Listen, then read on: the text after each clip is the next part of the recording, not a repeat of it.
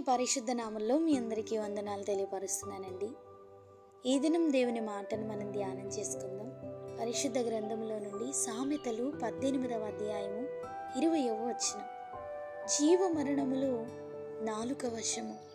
హల్లెలూయా. దావీదు గారిని సౌలు రాజు తరుముతున్నటువంటి ఆ దినాలలో ప్రాణరక్షణ కొరకు దావీదు గారు పారిపోతున్నారు.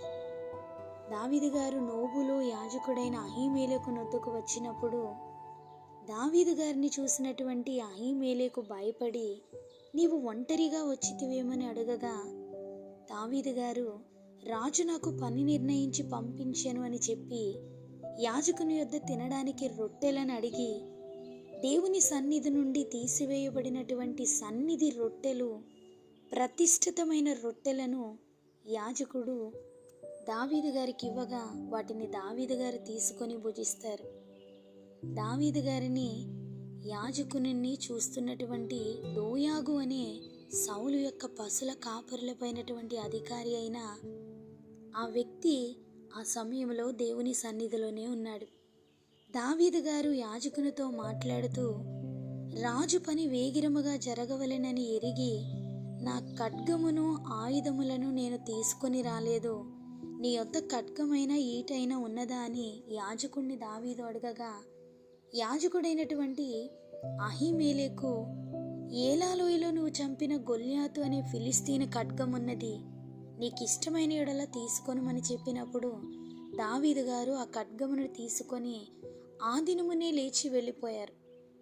ఇదంతా చూసినటువంటి దోయాగు అనే సౌలు సైనికుడు, యెషయి కుమారుడు పారిపోయి నోబులోని అహిటూబు కుమారుడైన అహీమేలెకు దగ్గరకు రాగా నేను చూచి తిని, అహీమేలెకు అతని పక్షముగా యెహోవా యొద్ద విచారము చేసి ఆహారమును ఫిలిస్తీయుడైన గొల్యాతు ఖడ్గమును అతనికి ఇచ్చెను అని సౌలుకు జరిగినదంతయు దోయాగు వివరిస్తాడు.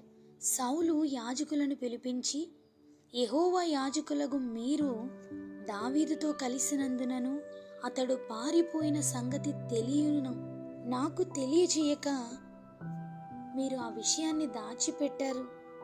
వారి మీద పడి చంపుడని తన చుట్టూ నిలిచి ఉన్నటువంటి కావలి వారికి సౌలు ఆజ్ఞ ఇయ్యగా, రాజు సేవకులు యెహోవా యాజకులను హతము చేయనొల్లకై ఉండగా వారిని చంపుమని రాజు దోయాగుతో చెప్పిన వెంటనే దోయాగు యాజకుల మీద పడి ఎఫోదు ధరించుకొనిన 85 ఆ దినమునే దోయాగు హతము చేశాడు.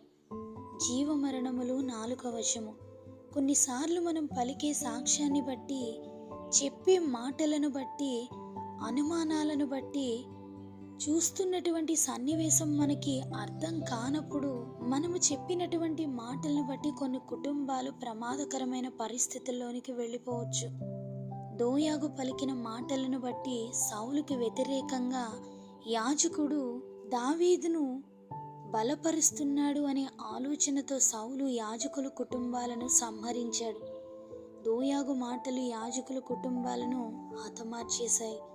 మనం మాట్లాడే ప్రతి మాట ఎదుటివారికి కానీ వారి కుటుంబాలకు కానీ హానికరంగా, వారిని విచ్ఛిన్నం చేసేవిగా ఉండకూడదు.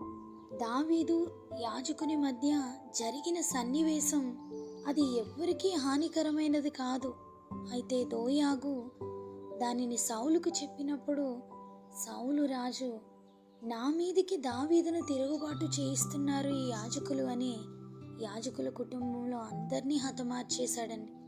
ఈ దినాన ప్రభు మనతో మాట్లాడుతున్న ఈ మాటల్ని బట్టి దోయాగు వంటి ప్రవర్తన ఒకవేళ మనలో ఉంటే, ఎదుటివారి జీవితాల్లో హాని తలపెట్టాలని, వారి కుటుంబాలలో గొడవలు పెట్టాలని, వారి యొక్క జీవితాన్ని సంతోషంగా ఉండనివ్వకుండా చెప్పుడు మాటలను బట్టి వారిని బాధపరచాలనేటువంటి దోయాగు ఆలోచనలు మనలో ఉంటే, ఈ దినాన్న దేవాది దేవుడు ప్రేమతో మనతో మాట్లాడుతుండగా, వాక్యం ద్వారా ప్రభు సెలవిస్తుండగా లోబడాలి, సరిచేసుకోవాలి, దేవునికి మాదిరిగా మనం జీవించడానికి తీర్మానం చేసుకోవాలి. దోయాగు మాటలు విన్నటువంటి సౌలు అత్యాగ్రహముతో యాజకుల కుటుంబాల యొక్క జీవితాలను హతమార్చి వేశారు. ఒక్క మాట ఎన్నో కుటుంబాలని మరణంలోనికి నడిపించింది. మన మాటలు కట్టేవిగా ఉండాలి.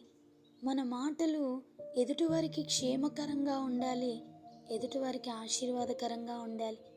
ఏదైనా దేవుని మాటను బట్టి మన జీవితాలలో పొరపాట్లను సరిచేసుకొని దేవునికి అంగీకారంగా బ్రతకడానికి అటువంటి ఆలోచనలైనా అటువంటి పద్ధతులనైనా మనం కొనసాగించకుండా దేవుని సన్నిధిలో మన తప్పులను ఒప్పుకొని విడిచిపెట్టగలిగితే ఆయన నమ్మదగినవాడు.